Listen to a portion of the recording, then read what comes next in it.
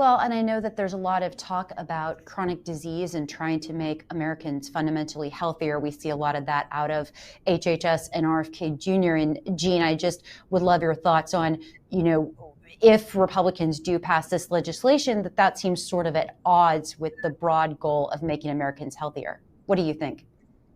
Yeah, I have to say that going back to what Larry said earlier, this is a bill that has about $1.8 trillion worth of spending cuts in it. About a trillion of that is coming from healthcare with no investment back in the healthcare system. Are there changes in here that, for example, go after the high prices of drugs or go after healthcare consolidation and complexity that are driving up healthcare costs? No, none of that is in here. I'll just do a contrast to back in the day when we were working on the Affordable Care Act.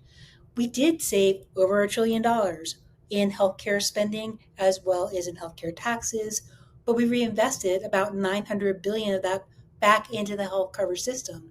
That meant that 32 million more people gained insurance, not 16 million people losing insurance. And we were able to do that and still reduce the deficit. The Affordable Care Act actually lowered the national deficit and debt, while this bill would increase it by anywhere from 2.4 trillion to 2.8 trillion. So we do think that this is going in a direction that doesn't have much to do with health outcomes, but certainly will have broad impacts on the health system.